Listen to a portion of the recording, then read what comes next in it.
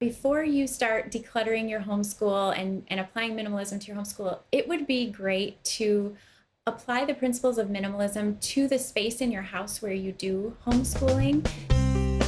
Hey everyone, this is Yvette Hampton. Welcome back to the Schoolhouse Rocked podcast. I am back today with my friend Ann Troast, and we are talking about minimalism and how that can just bring ease to your homeschool day. It is something that we all need to do in one way or another, is just to simplify. I mean, it can get so overwhelming, especially when you have multiple kids, multiple books, multiple curricula. Like there's just so much all over the place. And then you've got a house on top of it that you have to keep control of. And oh my goodness, it can be so super overwhelming. So we're talking this week about just how to simplify your world of homeschooling. And so thank you for being with us. If you missed Monday's episode, go back and listen to that episode where we gave some principles of minimalism there. And we also talked about our upcoming conference next week. You guys, it starts like 5 days from today, if you're listening to this on the day this podcast drops.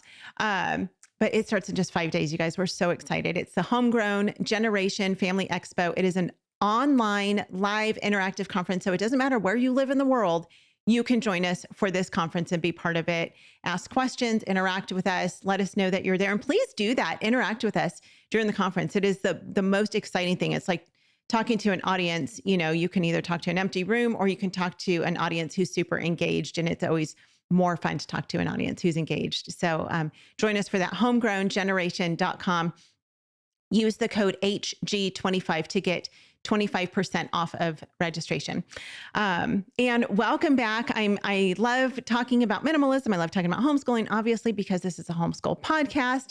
And so that's what we're focusing on today. But before we get back into it, I want to say thank you to our sponsor, BJU Press Homeschool. Do you guys want help managing your homeschool day? Because that's what we're talking about, right? Minimalism and trying to figure it all out. Well, BJU Press Homeschool has a new homeschool hub that truly can dramatically simplify your homeschool. You'll be able to see your child's workload, document grades, modify schedules, and more. The BJU Press Homeschool Hub is the resource you need for painless planning and happy homeschooling. Visit bjupresshomeschool.com to see how the hub can change your homeschooling. It's bjupresshomeschool.com. All right, Anne, thank you for coming back with me today. Welcome back. Thank you. It's great to be here. Yeah. So let's talk a little bit more about minimalism. In Monday's episode, we talked about a couple of things. We talked about determining your priorities, which we've talked a lot about on this podcast at various stages. We did an episode with Zan Tyler quite some time ago. Maybe it was about a year ago. And we talked about creating a vision for your homeschool. Mm-hmm. And I think that's part of kind of that journey of like figuring out, where do you want to go? You know, where is this journey taking you? So figure out what your vision is, determine what your priorities are for your kids. Your top priority always should be, of course, pointing them to Jesus. There's nothing more important than that. Eliminating clutter, we talked about that. And then we talked about quality over quantity. So let's keep going down this list of principles of minimalism that we can apply to our homeschool. Yeah, I would say one place to start before you start decluttering your homeschool and applying minimalism to your homeschool, it would be great to apply the principles of minimalism to the space in your house where you do homeschooling. Mm-hmm. So just eliminating the clutter in those rooms, because it will have just such an immediate effect on your children, on the stress level, the feelings of overwhelm, and just it will increase creativity and attention. And so I thought I would mention that that's a really great place to start. If you want to have the best impact of minimalism on your homeschooling, you start in the spaces in your home that you're doing homeschooling. Can we park there just for a second? Sure. So when you say that, I know some people have a homeschool room, some people don't. We have a room, kind of homeschool room in our house now. But really it's more of kind of our dumping grounds. And we always do school in the living room. Always. Mm-hmm. We always have. That's just where it happens. We don't even sit at the table. Like we sit on the sofa with our legs propped up, and that's where my girls do math. That's where we do reading. That's where we do almost all of our homeschooling. Yes. But I keep our stuff in another room on bookshelves because of that reason, because I feel like if it's all in the same room where we're trying to learn, that the visual clutter around us, and that's really what you're talking about, is just the visual clutter, can seem distracting and overwhelming. So Yes. do you homeschool in a specific spot where you keep all of your stuff, or do you keep your stuff kind of separate in a different area, maybe a closet or a different room or something? So we, like you, we homeschool in our main living area. Mhm. That's where a lot of it is happening, in our living room, our kitchen, our dining room. Um, some of my older kids, sometimes they'll go off. We have a couple of desk areas throughout the house where they can go. Uh-huh. But each of our kids have a basket where they keep their belongings. I like that it's a basket because when they're not doing it, they can take their things out. But when they're not using it, it looks like a basket. You don't Yeah. see a bunch of books and workbooks that you feel like, oh, that's work waiting for me in the living room. And so each of them have a basket. And then I have a storage closet with things that we aren't using at the moment. And so I have just those selected items in a different room. They're not in our regular room. Okay. And then we have an office where we just have really more like our personal books and an additional quiet space to work for somebody Mhm. who wants to. But yeah. Yeah. Yeah. Um, Okay. So, yeah. so then really quickly talk to the mom who maybe lives in a really small home, maybe even, Mhm. like a, 1 or 2 bedroom apartment, and they just don't have any space to put the other stuff away that maybe they're not using. They don't have spaces for baskets, all that stuff, because everyone's living situation is different. Yep. How would you encourage that mom to eliminate the clutter that's around them when there's just not a lot of space? Yeah. So, in a way, that almost makes it easier because sometimes the best tool we have in minimalism is a boundary. And so, to have a boundary, what my boundary is in our living space is I have a basket, a morning basket. Mhm. And what fits in that morning basket is what we do together in that space. I don't go off and grab things from other places. And so, truly, what we really need for homeschooling fits in that basket. Yeah. And I donate things. We have a local homeschooling building, so I'm able to donate things. So, what I would say is choose a boundary that fits in your home Mhm. and choose the very best, most valuable things, put them in that boundary, and let the other things go. Yeah. Um, yeah. Yep. Yep. Love it. One of the things I discovered quite some time ago is those under the bed boxes. They're kind of Yes. flat and they just slide under the bed. And I've got, I think, 3 of those in our spare room that just has stuff that I don't want to get rid of because I think I'm going to use it at some point. I Hmm. probably will, but it's out of sight and it's out of my way. And so I just slide those under that bed and, it doesn't have to be on a bookcase or anything like that. And it's just Yep. not visible. And those are a great tool for hiding things Yes. Yeah. because beds are a good place to hide things, Yes. including playing hide and seek with your kids. Right. So, okay, let's take a quick break. We'll be right back. We want to thank all of our sponsors for making this show possible: BJU Press Homeschool, CTC Math, Apologia, and IEW. Without them, we wouldn't be able to do this. Visit the show notes for links to these great companies and thank them for supporting the Schoolhouse Rocked podcast. We are back with Anne. Okay, let's keep going on this list. I'm loving this. I'm making notes over here on my notepad. I don't know if people know this. I actually have a notepad that sits next to me when I record, and I always take notes for myself. I'm like, what do I do next? What is the best next thing? So what's your next point? I think another way that we can apply minimalism to our homeschool is to realize that less can be more. I think sometimes we look at that institutional mindset. We're all familiar with school and how long a school day takes. And I think just realizing that, okay, we're going to be doing this a lot for a lot shorter period of time. And we can have much shorter lessons. And I think sometimes we think, oh, if we're not doing math for an hour, we're not doing as much as we should. Whereas actually, there's a lot of research that shows the shorter lessons, your mind is actively engaged that entire time. It's the most efficient way to learn. And then you take a break, maybe a movement break, and then go into another short lesson. It's actually really effective. And I think it's hard for people to believe that because we're so used to having children in school for 8 hours. But really, really focusing on more is not always better, but really kind of minimizing it down to just kind of the heart of the lesson, and Yeah. yeah, doing it in a short way. I find with my girls that, for reading something, and this, it depends on what we're reading, but if we're reading maybe through like a history lesson and it gets really lengthy, it's like you can just see the looks on their faces and that deer in the headlights like, oh my goodness, when is this going to end? Whereas Yes. in the beginning, they're engaged and they're listening and they're grasping what they're hearing. But as time goes on, their brains just start to check out. And then it's just a waste of time, really. It is. Right. Right. Exactly. And I think Charlotte Mason really kind of helped me with that because that is her approach, where you do shorter lessons. Yeah. And I just loved having that permission. And then when I actually tried it, it was very effective. And I was so excited to see the fruit. But I think that first step of actually trying it and believing it could be good is Yeah. kind of the hardest step. Yeah, for sure. Okay. So take us really quickly through, and we're going to detour a little bit here. Take us through what a typical homeschool day would look like for your family, just kind of overall. Because if you're doing shorter lessons, you do morning basket, kind of walk us through your day.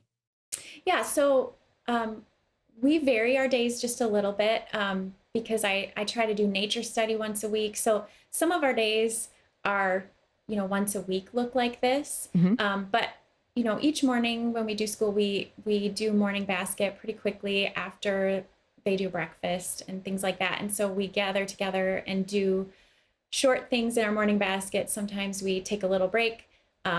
Maybe they go right in their narration notebook and then come back and we read a little bit more together.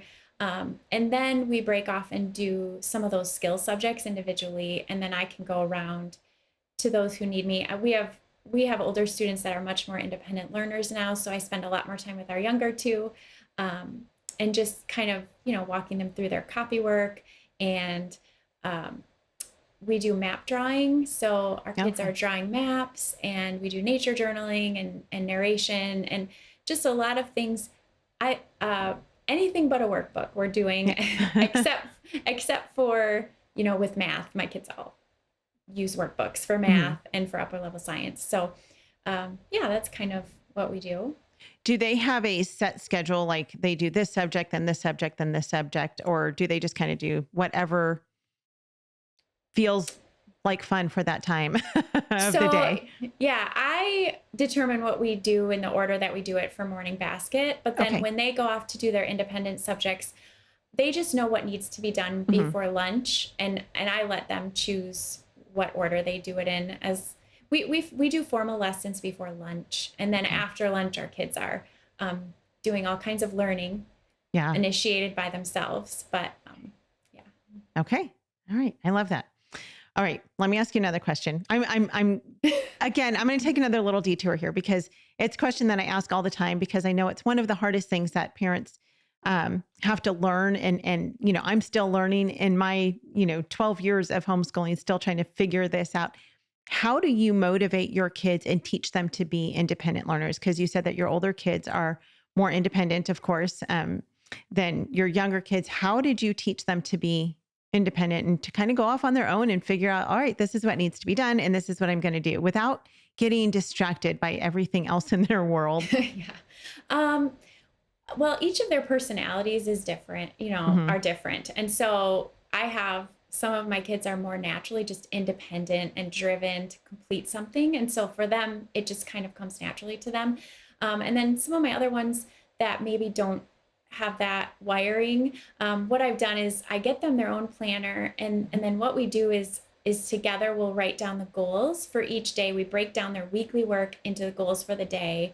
And then they're responsible to check it off and just knowing like that's what's expected by lunchtime. Yeah. And so they just need to kind of manage that on their own. And, if it's not done, then, things later are going to be lost, things like that. So I think they're just become motivated. They want to be done by lunch with those type of lessons. And so that they can do their own types of learning in the afternoon. So I think that's very motivating that they know there's an end, that they meet their goals, and then they get to control that that's the end of their school day. Yeah. And so that really helps. Yeah. Do your older kids help your younger kids with any of their subjects? Yeah, sometimes they do. And that's so sweet. That's something I homeschooling was unfamiliar to me. I was a school teacher. I went to school. And so seeing my kids helping one another on their own, I don't even sometimes ask. I'll have one of my older sons will read a science book to my daughter and then actually explain it to her too. It's just the sweetest. And I love the way that helps everybody Yeah. learn, including the one reading, Yeah. to them. So cool. And Yeah. building relationships. I love that so much. Yes. Okay. Back on the minimalism road. I'm sorry. I have all these questions rolling around in my head. Yeah. Okay. So you talked about how, more is not always better. Less sometimes is more. And you're not talking about just with less curriculum. You're talking about less time spent on these things. What is your next point? Yeah. I think it's really important to purchase intentionally. I think sometimes we can get so excited, you go to a garage sale or a used book sale at the library, and you can start grabbing all these great books. I know I love curriculum. I love reading through books and I love collecting them and trying to get them. But then what happens is we kind of can put too much on our kids. And so I think just really having those priorities, eliminating the clutter, choosing quality over quantity, and then taking those values to the store when you're purchasing curriculum for your kids, and really just remembering all of that and kind of having that person with the small apartment in your mind. What if you could only have the things that fit in a small apartment? What would you pick? That really does kind of help narrow it down to the very, the most valuable.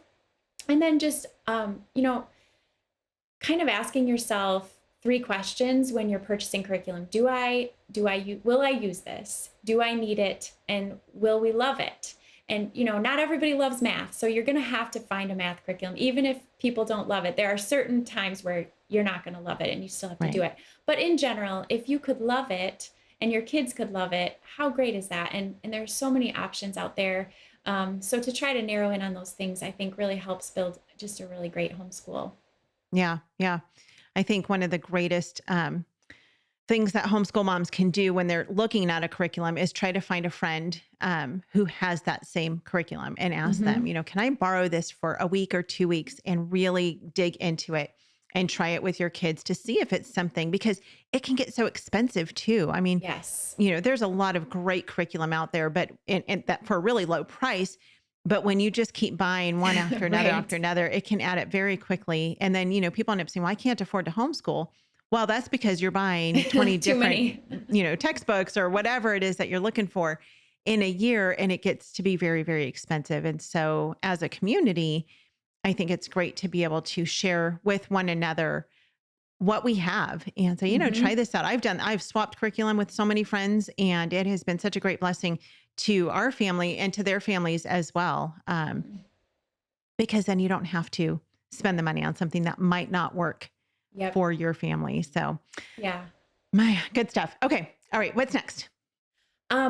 That's really, I feel like those are kind of the primary things that I would say to really, in a nutshell, have the principles of minimalism shaping a really quality homeschool.